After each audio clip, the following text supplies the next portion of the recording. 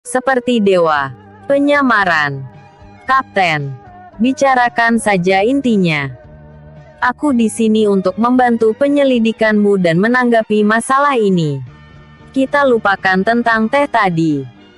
Namun, memukul orang itu tidak benar. Polisi memukul orang. Polisi memukul orang. Alex berteriak keras. Jangan berteriak. Sekujur tubuh Arya gemetar. Tapi dia tidak bisa melakukan apapun pada Alex. Dia bahkan tidak bisa menggerakkan tangannya. Tepat saat ini, dua orang tiba di halaman depan. Keduanya mengenakan seragam polisi. Keduanya datang memeriksa setelah mendengar teriakan Alex. Adi dengan cepat mengingatkan, "Kak, Instruktur Raditya kemari." Endra Satrio, Direktur Kantor Polisi. Kebetulan ada pertemuan di Biro Kota hari ini. Pertemuan tersebut dipimpin oleh Nova, wakil kapten tim kriminal. Dan isi pertemuan tersebut adalah tentang anti narkoba. Nova menekankan bahwa Desa Dante, Kabupaten Dori-Dori, harus diadakan penyelidikan terhadap 32 desa di bawahnya, dan memeriksa siapa saja yang terlibat dalam perdagangan narkoba.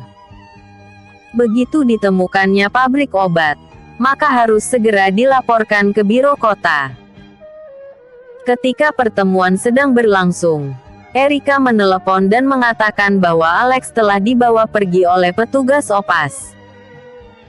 Nova segera memanggil Endra keluar dari ruang konferensi dan memberitahu Endra untuk meminta kantor polisi Desa Dante segera membebaskan Alex. Alex adalah ahli yang ditunjuknya secara khusus untuk menyelesaikan kasus ini. Direktur Endra tidak berani mengabaikannya. Dia segera menelepon instruktur kantor polisi. Raditya Wangsa adalah penanggung jawab kedua di kantor polisi dan juga merupakan atasan langsung Arya. Mengetahui bahwa perintah ini dikeluarkan secara pribadi oleh Kapten Ardiansyah dari tim polisi kriminal kota. Tentu saja dia tidak berani tinggal diam. Dia segera datang ke tim OPAS. Melihat Raditya datang, Arya tentu saja ketakutan. Dia segera menghampirinya. "Instruktur Raditya, ada apa ini?" Raditya mengangguk sedikit dan bertanya, "Apa yang terjadi?" "Sepertinya aku mendengar seseorang berteriak polisi memukul orang." "Sudah aku tegaskan berkali-kali. Sebagai polisi, kita tidak boleh menggunakan kekerasan dalam menginterogasi kasus. Apa kalian menggunakan kekerasan terhadap warga desa ini?" Arya dengan cepat berkata, "Tidak ada. Lihat saja dia. Tidak ada luka sama sekali di tubuhnya. Aku hanya menakutinya saja." Raditya melihat ke arah Alex dan memang tidak ada bekas pukulan di wajah atau tubuhnya. Lalu dia bertanya, "Lalu apa yang kamu teriakan?" Alex berkata, "Pak, petugas di kantor polisi kalian terlalu sopan. Aku langsung disuguhi teh sebelum ditanyakan soal kasus." Raditya berkata, "Bukankah itu rasa hormat?" Alex tersenyum pahit dan berkata, "Namun, tehnya sangat panas. Aku takut lidahku akan melepuh." Raditya mengerutkan kening dan memandang Arya. Arya buru-buru berkata, "Ini tidak panas. Tidak panas.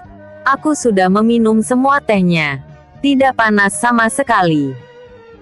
Raditya bertanya lagi, "Ada apa dengan orang ini?" Adi bercerita tentang Wendy yang dipukuli Alex. Alex membela diri, "Pak, mereka menggali pohon buah-buahan di desa kami secara paksa. Pohon buah-buahan itu adalah sumber pendapatan bagi penduduk desa kami. Perusahaan pengembangan menggali secara paksa pohon buah-buahan tanpa izin penduduk desa. Saat kami menghentikannya, mereka malah ingin melajukan ekskavator ke arahku. Jika bukan karena aku lari dengan cepat, aku sudah mati sekarang." Apa itu sah jika aku memukuli mereka? Raditya berkata dalam hatinya. Teman Kapten Ardiansyah.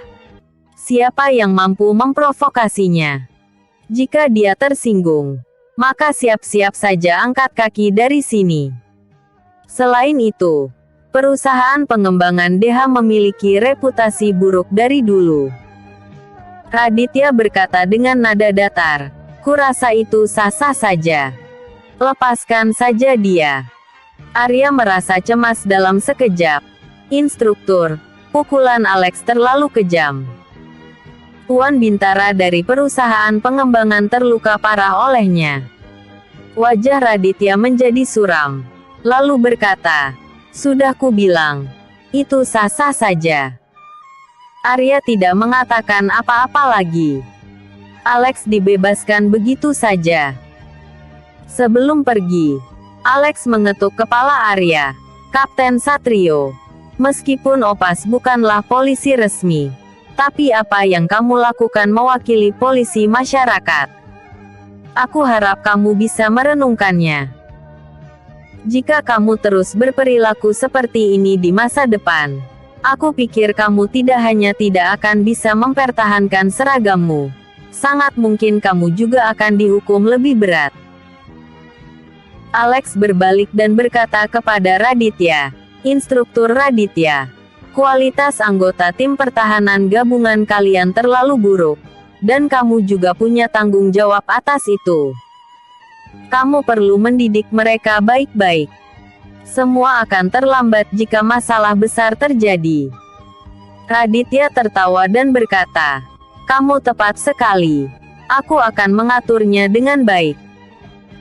Erika dan Nindi sama-sama menunggu di luar kantor polisi. Mereka lega saat melihat Alex keluar dengan selamat. Nindi berkata, Alex, mereka tidak menyulitkanmu, kan? Alex berkata, Kak Nindi, polisi kita mengutamakan bukti. Aku sudah memberitahu pemimpin mereka tentang situasinya. Pemimpin berkata bahwa orang itu tidak boleh menggali pohon buah-buahan kita secara paksa. Kamu dapat menuntut mereka ke pengadilan. Mereka harus membayar ganti rugi atas pohon yang telah digali. Siang hari, Alex dan Erika makan siang di rumah Nindi. Alex bertanya kepada Nindi tentang tambang tembaga Gunung Musang. Kak, seberapa banyak yang kamu ketahui tentang tambang tembaga ini? Nindi berkata, pemilik tambang tembaga bernama Ivan Sinaga. Beberapa tahun yang lalu, dia datang dari luar kota dan mengontrak tambang tembaga. Tambang tembaga Gunung Musang sebelumnya ditutup karena produksi tembaga yang rendah. Setelah Ivan Sinaga mengontraknya, ku dengar bisnisnya berjalan dengan baik. Tetapi aku tidak pernah mendengar berapa banyak tambang tembaga yang dia jual. Alex berkata, polisi curiga mereka telah melakukan perbuatan yang ilegal. Pengembangan tambang tembaga adalah untuk membuat pendapatan ilegal ini terlihat legal di mata semua orang.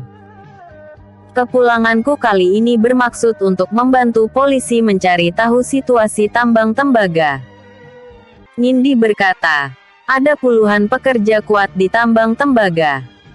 Karena jalan ke atas gunung tidak mudah, pasokan makanan tambang tembaga adalah masalah besar. Kebetulan aku menanam sayuran di rumah kaca. Jadi Ivan mencariku dan memintaku untuk menyediakan bahan makanan untuk tambang tembaga setiap minggu sekali. Mereka juga tidak berhutang kepadaku, dan membayarnya sebulan sekali. Alex berkata, apalagi yang kamu ketahui tentang situasi dalam tambang tembaga ini? Nindi berkata, setiap kali aku pergi, aku akan kembali setelah mengantarkan barang-barang.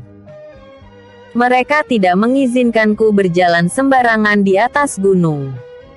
Aku ingat penjaga keamanan di tambang tembaga memperingatkanku bahwa ada anjing serigala di gunung belakang.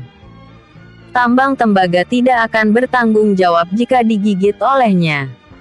Erika menyela, semakin tidak diizinkan. maka semakin menunjukkan bahwa ada masalah.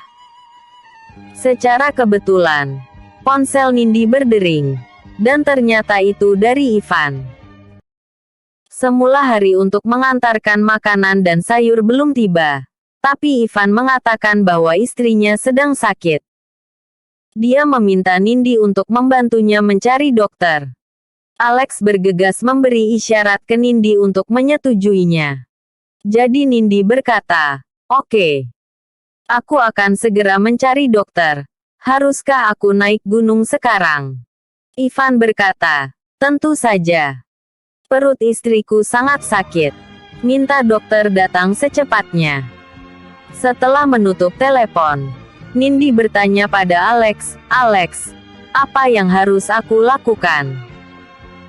Alex tersenyum dan berkata, "Aku akan menjadi dokter, lalu pergi ke gunung untuk mengobatinya sambil menyelidiki situasi tambang tembaga." Erika berkata, "Alex, aku akan pergi denganmu." Episode sebelumnya, keributan di kantor polisi. Episode